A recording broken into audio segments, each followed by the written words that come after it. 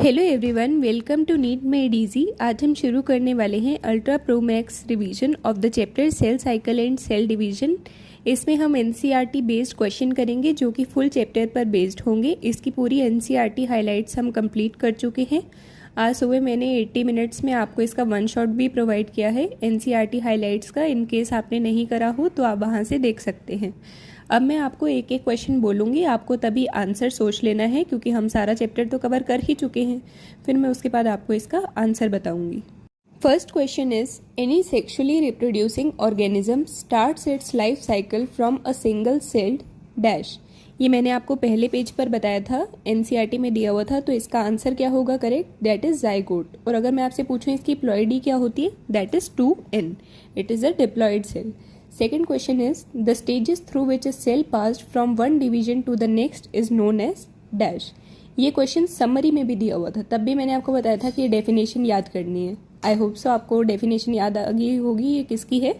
This is definition of the cell cycle. So the correct answer is cell cycle. Question 3, yeast progresses through the cell cycle in dash minute. काफ़ी easy question है, 90 minutes. Fourth question, the cell cycle is divided into 2 phases dash and dash.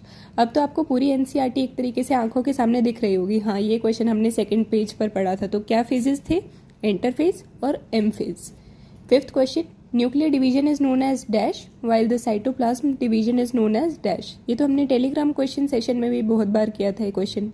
तो हम nuclear division को क्या बोलते हैं? That is karyokinesis. और cytoplasmic division को हम क्या बोलते हैं? That is cytokinesis. अब हम आते हैं सिक्स्थ क्वेश्चन पर। In cell cycle the resting phase during which a cell is preparing for cell division is known as dash. तो रेस्टिंग फेज के बारे में हमने किसकी बात करी थी? That is the interphase. आपको याद आ गया होगा ना ये कहाँ लिखा हुआ था? Second page of this chapter पर, तो ध्यान देना है। Next is seventh question, dash phase of interphase is a period when the cell grows and carries out normal metabolism. ये नॉर्मल मेटाबॉलिज्म वाली बात तो हमने लास्ट ही क्लास में पढ़ी थी, समरी में दिया हुआ था। तो कौन से फेज की बात है? Correct answer is G1 phase. Next is the eighth question, during dash phase of the interphase amount of DNA पर सेल डबल्स। तो ये तो बहुत ही ईजी क्वेश्चन है। एस फेज में डीएनए का अमाउंट डबल होता है लेकिन क्रोमोसोम नंबर चेंज नहीं होता। याद रखना है इसे, ये भी काफ़ी इंपॉर्टेंट पॉइंट है।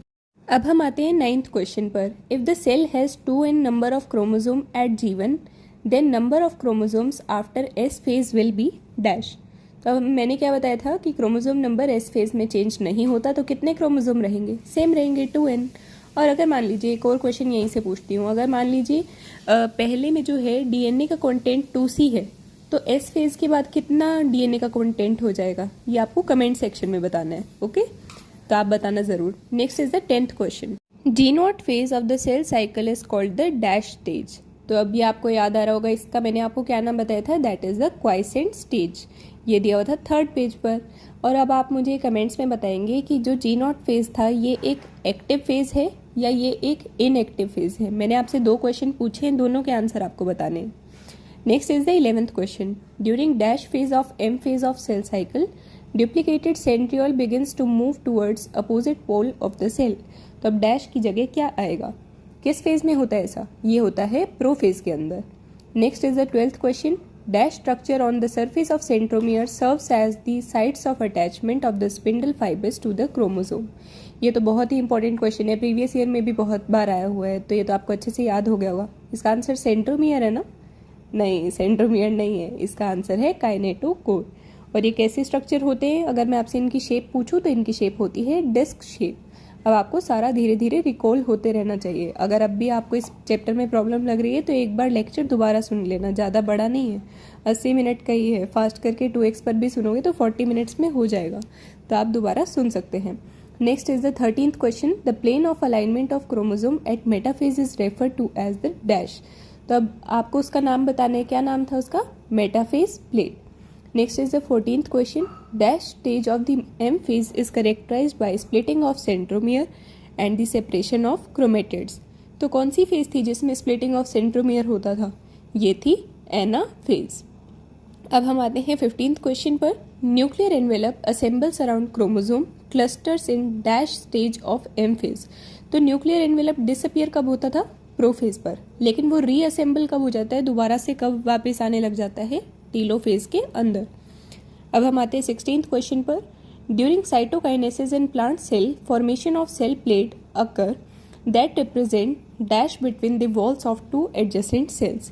ये मैंने आपसे टेलीग्राम क्वेश्चन सीरीज में भी पूछा था, तो काफ़ी बच्चों को इसका आंसर नहीं आता था। इसका करेक्ट आंसर है मिडल लेमेला, और ये एनसीईआरटी का ही क्वेश्चन है, साइटोकाइनेसिस टॉपिक के अंदर दिया हुआ है। इस लाइन को अच्छे से मार्क कर लेना। Next is the 17th question. During dash stage of prophase 1, chromosomes start pairing together. This process of association is known as dash.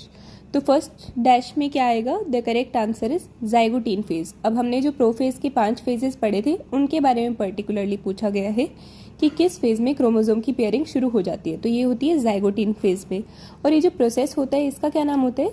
This is known as synapsis. Next is the 18th question. During zygote stage of the prophase 1, the complex formed by a pair of synapsed homologous chromosomes is known as a dash.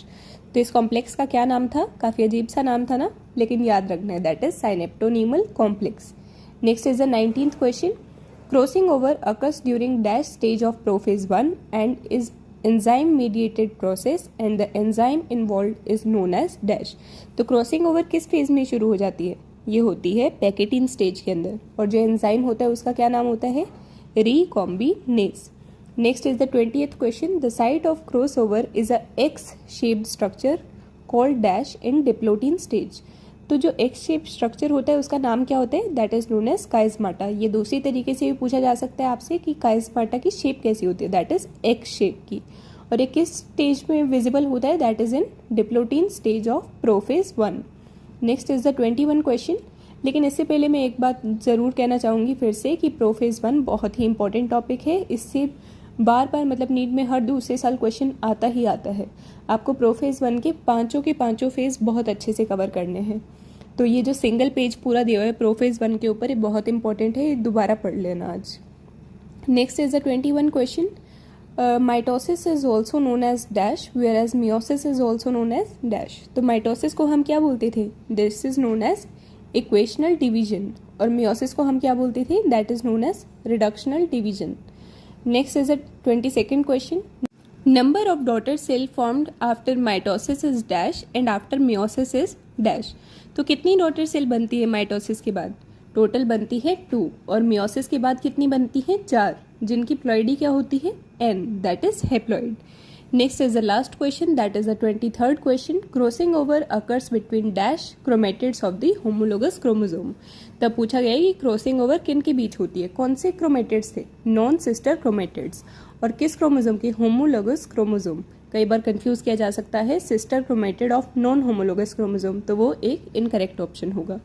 तो finally हम आते हैं video के and पर। I hope so आपको ये session पसंद आया होगा, और कमेंट्स में बताना आपको कैसा लगा। So thank you so much.